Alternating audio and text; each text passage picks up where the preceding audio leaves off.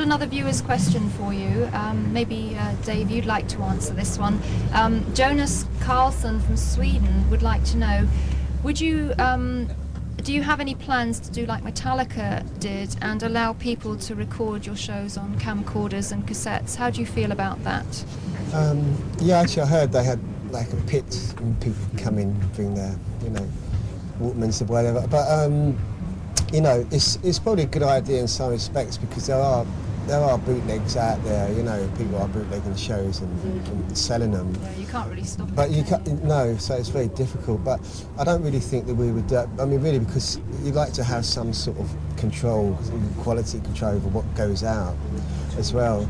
So I can't really see Maiden doing that, really. I think, you know, each show as well, you know, people come there, get into the vibe, it's a gig, and that's it, and they got something to remember. But a lot of times, you know, if you record it, you take it back and listen to it, and the sound and everything, you know, I think can have the opposite effect what it's supposed to have. You shatter the illusion or the memory of the gig. Yeah, I think that's a good point. I mean, so maybe it's that side, but I don't really think we're going to be doing that. I can't see that. Okay, so watch out for the have to watch out for the actual official live footage of Donington, because of course that was a fabulous gig and we'll look forward to that. Now, do you guys like Lynyrd Skynyrd?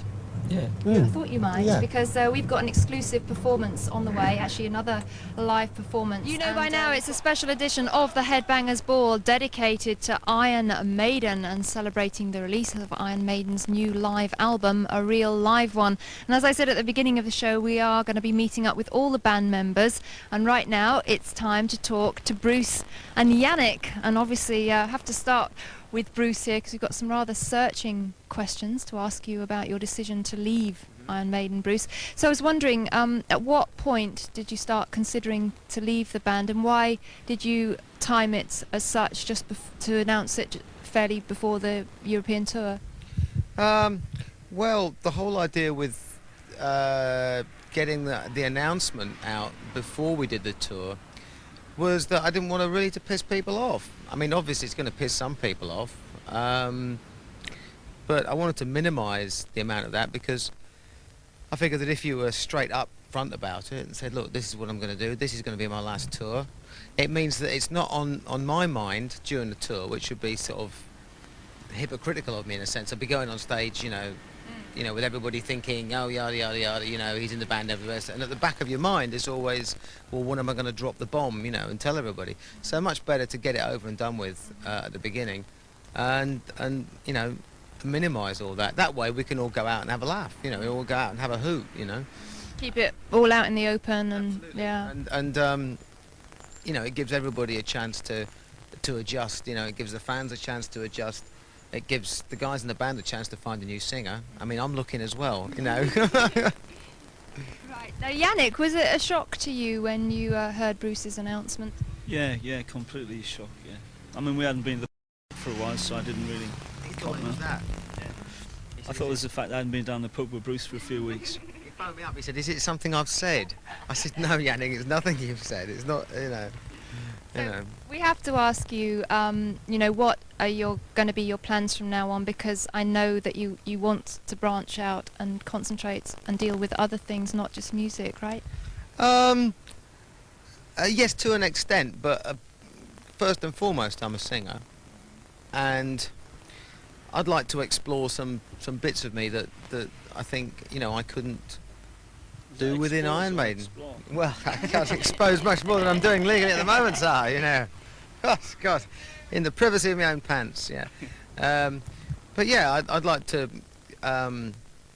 wander around and have the freedom to do some things which I can't do in Iron Maiden, for the best of reasons. You know, that Iron Maiden has its very defined style. It's, you know, very much been, you know, going down the same direction and everything, and I guess I feel that I've done as much as I can do in that context, in that environment, and there's no good me staying if, you know, the musical vibe is wanting to tug me elsewhere. It's dishonest. I think it's very important that the fans appreciate that as well, because it was, you know, we saw a lot of the press and letters to Krang and so on. People were very shocked that you were leaving, but, you know, I think it's a very brave decision for you to do that, and also I can completely appreciate, you know, your reasons. Oh, it's very scary in one sense. I mean, it's you know,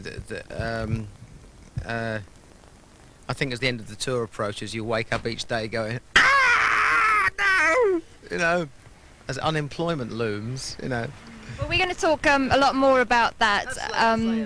This is not about me. This is about Iron Maiden. So let's just talk about Iron Maiden. Well, we do want to talk a little bit more about that, actually, because we've got some viewers' questions. Kelvin Rowley from Cleveland in the UK has a question for Yannick, and he says that after working on Bruce's solo career, was there any thought of you leaving Iron Maiden to join Bruce in his solo project? No, because Bruce had done a solo thing already with a lot of different musicians, and it's very much in a different direction. And I'm quite happy with this, the direction I'm taking now. And so that wasn't really a question. Okay, well, we're going to be talking to Yannick again a little bit later on, but in the next interview segment, I'm just going to have a chat with Bruce, and we're going to talk a little bit more about his plans for the future and some of the projects that he's going to be working on. Bruce is still with me on this special edition of the Headbangers Ball from Portugal, dedicated to Iron Maiden, but we are going to take just a few moments to talk to Bruce a little bit more about his decision to leave the band, a very major decision to make, and a lot of fans have written in and they want to know why you couldn't do something like Bon Jovi did, John Bon Jovi, and sort of just take some time off for a couple of years and then come back to the band. I think people find it quite hard to understand why it's such a final decision. Well,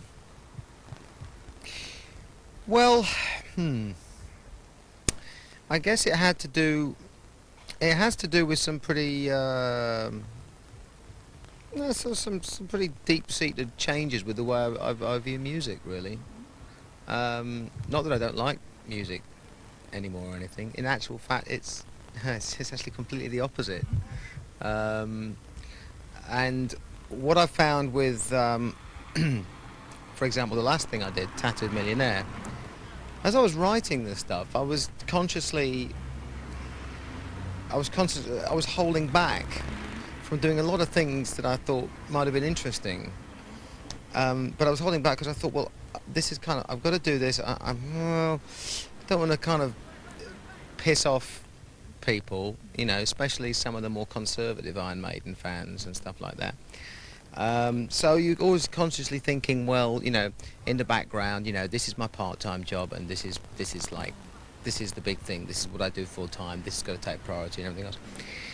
And so then we went on tour for another couple of albums, and after the last tour, I felt that as far as I was concerned, in terms of how far I could pull Maiden away from where it was as much as I could do in that album, without starting to, you know, throw temper tantrums and start, you know, yelling and screaming. And I thought, well, for why? You know, if I felt that way about things, I should go and make a different kind of music. Basically that's what I've been sort of working on. And this, as I say, is my farewell tour. It's not that I don't like what I've done with Maiden. I'm very proud of it. I'm very proud of the band. I think absolutely. At the beginning of the 80s, Maiden, I think, with Number of the Beast and with Peace of Mind and with Power Slave, I mean, we shaped a whole generation of musicians. I know, because people keep coming up and telling me. Yes. And it's at the time you never think that. You know, at the time you just think you're getting on with it and you're touring and everything else. And it's when people come up to you and say, you know, you know, when I was 13 or something, that's all I listened to was that album. I'm very proud to have been part of that, and all the tours and everything. And it's, you know, it's a fabulous live band. Always was, always will be, still will be after I've left. And so I'm not sort of trying to do that aspect of things down, but after 12 years, you know, I'm not the same person I was when I was 22. No, of course not. So I wanted to change. And I don't think that with what I've been doing, I cannot see how, without you hearing it, and it won't be heard for a while yet, because whilst I've actually finished recording one album, I'm starting to record another album, because there's another, like, album's worth of stuff, and I don't know which to pick. So I've actually recorded 3 albums today, and I'm just going to pick and choose and stuff out of all the various different little vibes and areas and put it all together and you know. And